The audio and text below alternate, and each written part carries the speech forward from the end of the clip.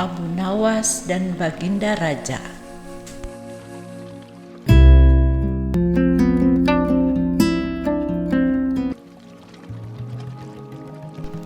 Pada suatu sore, ketika Abu Nawas datang ke warung teh, ternyata kawan-kawannya sudah lebih dulu berada di sana. Mereka sengaja sedang menunggu kedatangan Abu Nawas. "Nah, itu dia Abu Nawas datang," kata salah seorang dari mereka. "Ada apa?" kata Abu Nawas sambil memesan secangkir teh hangat. "Kami tahu engkau selalu bisa melepaskan diri dari perangkap-perangkap Baginda Raja. Tapi kami yakin kali ini engkau pasti akan kena hukuman Baginda Raja bila engkau melakukannya." Kawan-kawan Abu Nawas membuka percakapan. "Apa yang harus saya lakukan? Tidak ada sesuatu apapun yang perlu ditakuti kecuali kepada Allah Subhanahu wa Ta'ala," kata Abu Nawas menentang. "Selama ini belum pernah ada seorang pun di negeri ini yang berani memantati Baginda Raja. Bukankah begitu, hai Abu Nawas?" tanya kawan Abu Nawas. "Tentu saja tidak ada yang berani melakukan hal itu, karena hal itu adalah suatu pelecehan yang amat berat. Siapa saja yang melakukannya pasti akan kena hukuman pancung," kata Abu Nawas. "Karena sebab itulah yang ingin kami ketahui darimu. Beranikah engkau melakukannya?" tanya temannya yang lain. "Sudah kukatakan bahwa aku hanya takut kepada Allah Subhanahu wa Ta'ala saja. Sekarang, apa taruhannya bila aku bersedia melakukannya?" Abu Nawas balik bertanya. "100 keping uang emas.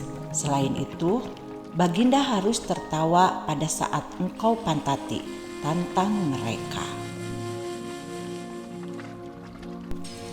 Bukan Abu Nawas namanya jika tidak bisa menyelesaikan suatu masalah. Ia menyanggupi tawaran yang amat berbahaya itu, dan Abu Nawas pun kembali pulang ke rumahnya.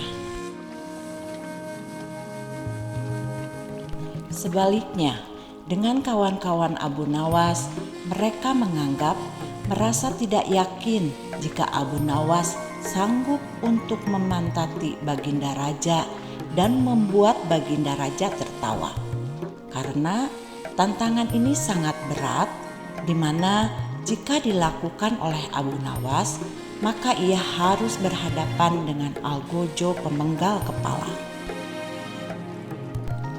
Minggu depannya, Baginda Raja akan mengadakan jamuan kenegaraan. Para menteri, pegawai istana, dan orang-orang dekat Baginda diundang, termasuk juga Abu Nawas.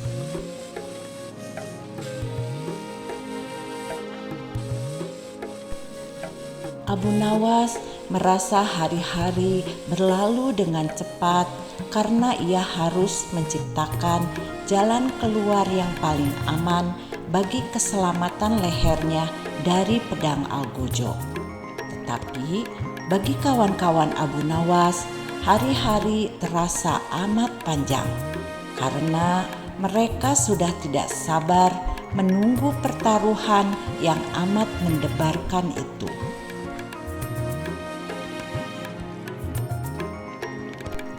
Persiapan-persiapan di halaman istana sudah dimulai. Baginda Raja menginginkan acara itu akan digelar dengan meriah. Baginda tidak ingin mengecewakan para tamunya, khususnya bagi raja-raja dari negeri sahabat yang akan datang.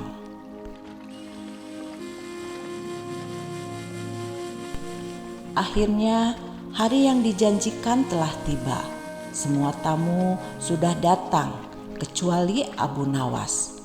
Kawan-kawan Abu Nawas yang menyaksikan dari jauh merasa kecewa karena Abu Nawas tidak hadir.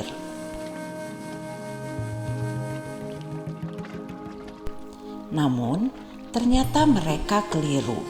Abu Nawas bukan tidak datang, tetapi terlambat datang, sehingga Abu Nawas duduk di tempat yang paling belakang.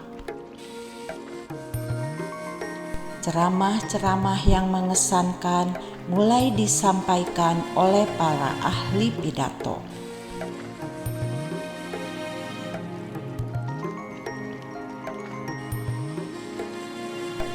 Kemudian giliran Baginda Raja menyampaikan pidatonya.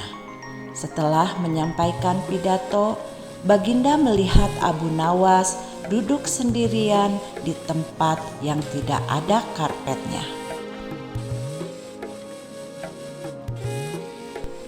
Karena merasa heran, Baginda bertanya, "Mengapa engkau tidak duduk di atas karpet?" "Paduka yang mulia, hamba haturkan terima kasih atas perhatian Baginda. Hamba sudah merasa bahagia duduk di sini," kata Abu Nawas. "Wahai Abu Nawas, majulah dan duduklah di atas karpet. Nanti pakaianmu kotor karena duduk di atas lantai." Baginda Raja memerintahkan Abu Nawas untuk pindah duduk. "Ampun tuanku yang mulia, sebenarnya hamba ini sudah duduk di atas karpet," jawab Abu Nawas dengan santai.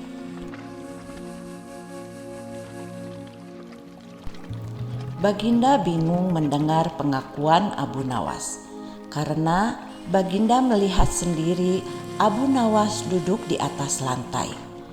"Karpet yang mana yang engkau maksudkan itu, wahai Abu Nawas?"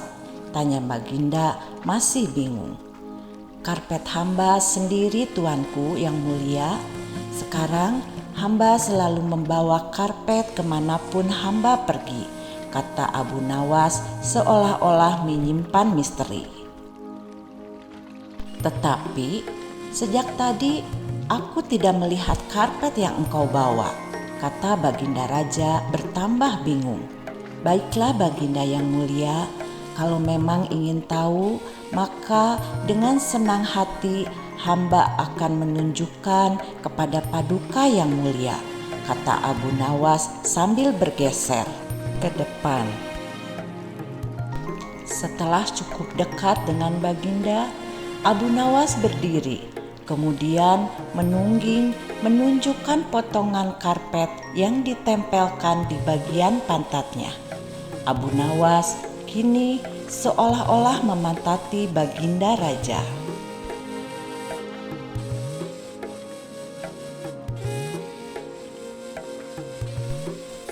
Melihat ada sepotong karpet menempel di pantat Abu Nawas, Baginda Raja tak bisa membendung tawa, sehingga beliau terpingkal-pingkal diikuti oleh para tamu yang datang.